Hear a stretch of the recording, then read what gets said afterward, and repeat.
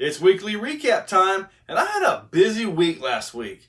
Let me tell you, fixing stuff, bashing, recording. I'm always recording. Anyway, guys, let's get this started. Monday, we had a shock test with the Optimus 3. Now, I'm starting to get into the tuning of it, starting to get into maybe adding some weight, maybe some brass, maybe see if there's something I can take off, into the tuning, and shocks is part of it right here. Now, these were put together right out of the box, the stock springs and all that, with 40 weight oil because that was the thinnest of what I've had. Now, I do have some 25 weight oil, so may have to revisit this. They were less than impressive. I mean, the shocks are super smooth, no issue there. I don't have any leaks on them at all. It's a really very nice shock. The tops are a little bit weird, and that I had to put O-rings and a washer to actually make them stay because, like a ball, it doesn't just fit into it. So I don't know. I made them work, and I'll probably make them work again on something else, or they may actually find a home on that once I get some 25 weight oil.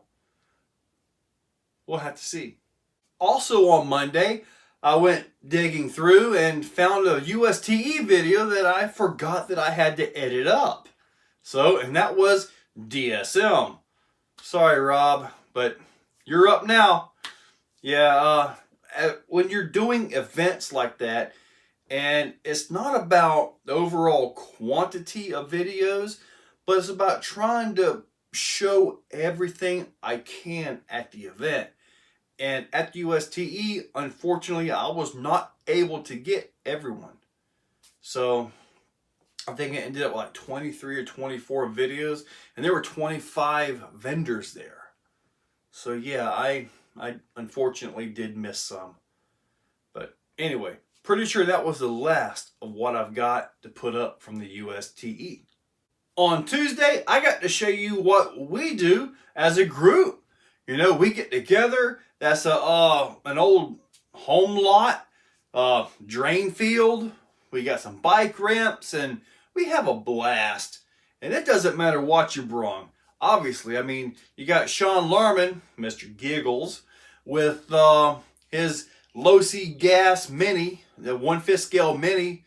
I think it might be bigger than that because the mini is kind of small, so that'd be like, what, quarter scale or something? I don't know. But anyway, that thing actually was really darn awesome. I got my second run in with a Creighton 8S, and I managed to break it. And what's crazy is I was actually driving with two hands because I wasn't actually recording, So, it's kind of crazy. Sometimes I'm better one-handed, I guess. Maybe I concentrate more. I don't know.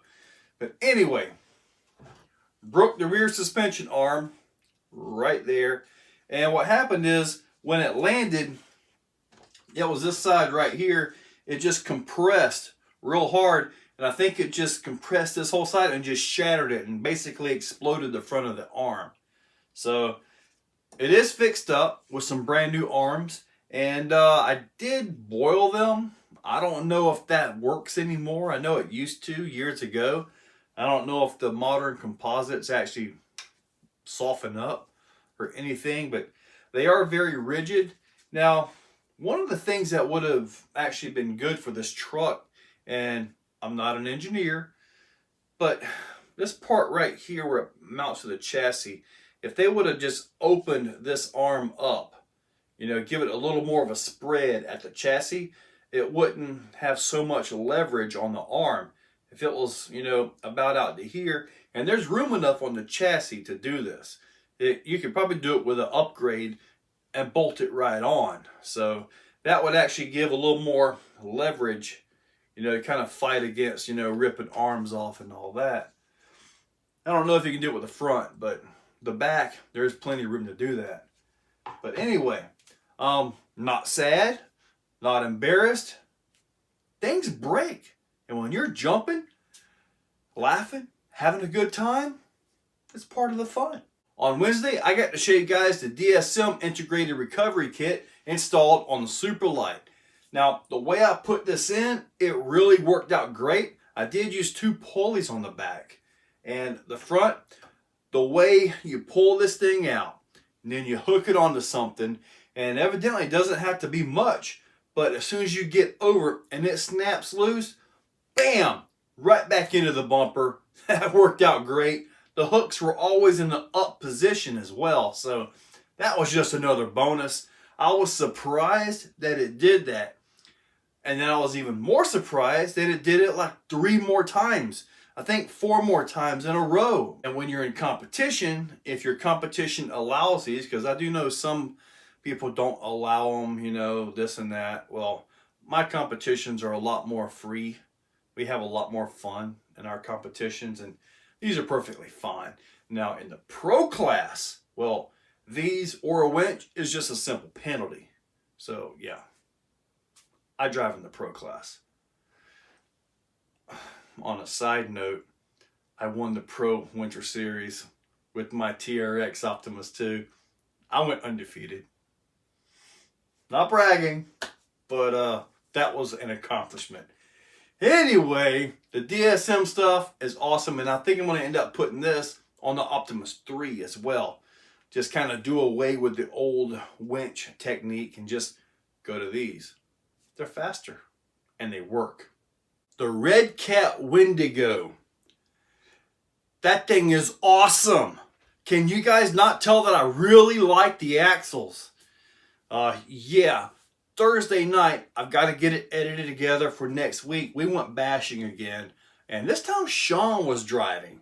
I know I was a little bit rough on it, but I'm not as rough as Sean is. And pretty much nothing mechanical broke. I mean, there's a few little issues, but when you're landing at X-Max on top of it and you happen to have a head-on collision with an Arma Creighton, yeah. Anyway, I've got to tell you, that thing is awesome. And I did get Sean some money. He got more of my money. And I have a Wendigo on the way.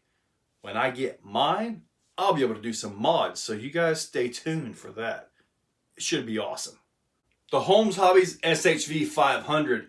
I got to show you guys this servo, which is a revised version. Version 3 of the SHV 500 from Holmes in the TRX4 Sportish.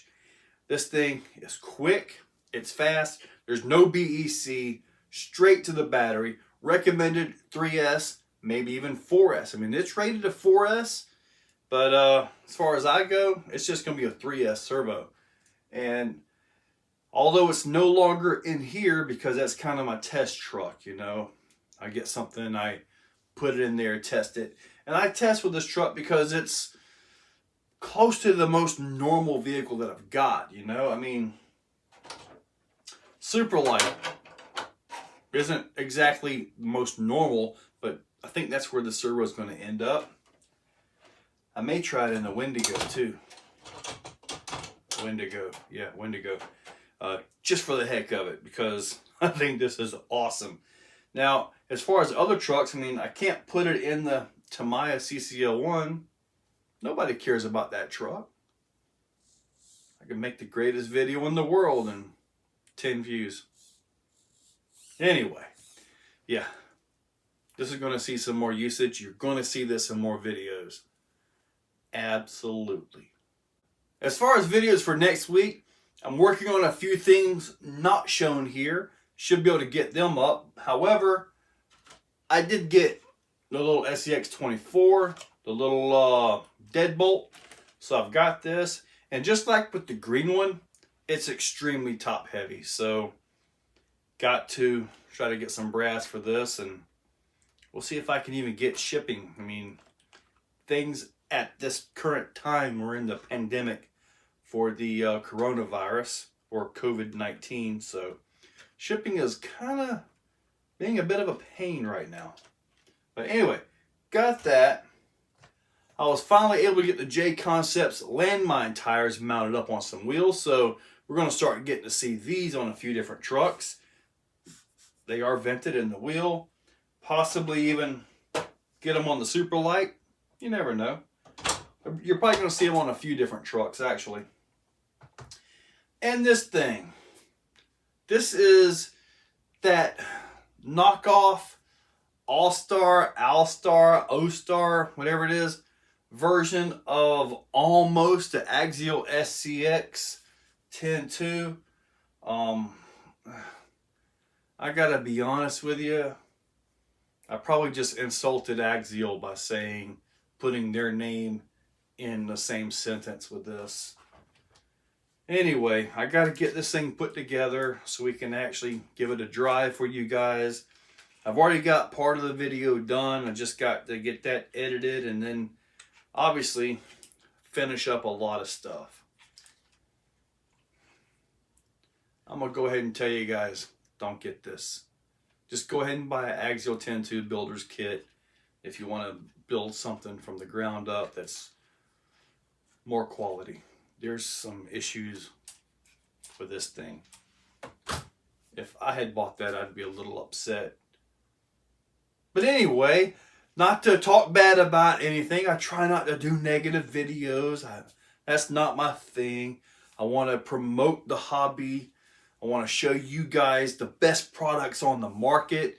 And sometimes I'm able to do that, you know. Sometimes I can get stuff. I rarely get stuff actually early. But sometimes I do get lucky and I can get it on the release date. Or at least as quick as possible. Just like with the Red Cat Wendigo. Cannot say that name right. But yeah, I was able to get that as quick as I could from Sean. Got home, knocked out those 2 videos. And it's amazing at how, and I'm just running on at the mouth, guys. Sorry about this. You're probably already bored. You're probably not even watching anymore. I should do a giveaway. Hang on. Okay, we're going to do the same thing, 5 digits. I'm going to write down 5 digits, you know, anywhere from 0 to 9, you know. So it could be like 3,292. No. 32,092. It could be something like that. That's not going to be it, so don't even try it because it's just not going to work. The way this does work is the closest to the number without going over. Think of Price is Right, you know? So, I'm going to go ahead and put a number here.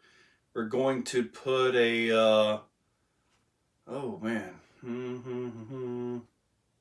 I just messed up, but that's not the exact number I wanted, but I think it's going to work. So, we're just going to simply put down some numbers. Let me see. I'm not giving you the hints like I did last time because my hints were completely backwards and messed you guys up. But let me see. Don't know what number that was. And we're going with no idea. Oh, that's 5 numbers. I was fixing to put a 6th in there. All right, so at this point in the video, when I come back to say the winner, which I'll have a winner chosen sometime Sunday, probably Sunday evening. So Monday morning, you'll see this video. And at this point right here, I'm just simply going to turn this thing around and show you guys what's up. That way you can see I'm not changing the number around or anything like that. However, the closest to the number without going over will win. I haven't even shown you guys what I had to give away. I've got another Hexfly 25 kg servo with metal horn. So yeah, got that somewhere. I'll find it. Anyway, guys, that's going to be the giveaway.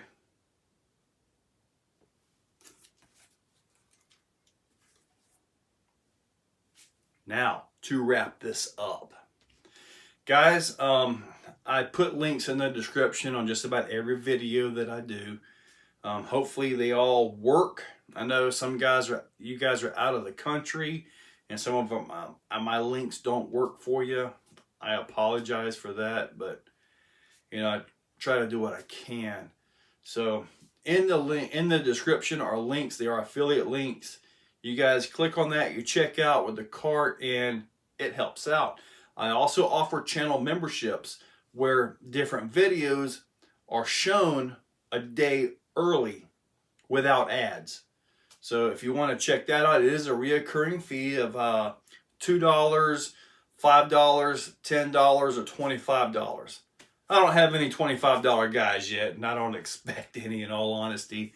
But anyway, if you guys really want to support the channel directly, that's a great way to do it right there. And also Teesprings, or Teespring, the shirts. I got to get some new stuff up there. Anyway, I'll put a link to them in the description below as well. If you're still watching, guys, thank you all so much for watching me, Joe Collins, and the Exo Caged RC channel. Thank you.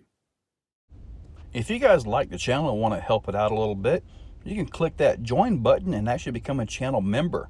Members get special privileges, maybe even some member giveaways. So make sure you check that out. And as always, subscribe, like, and share. Thank you guys for watching.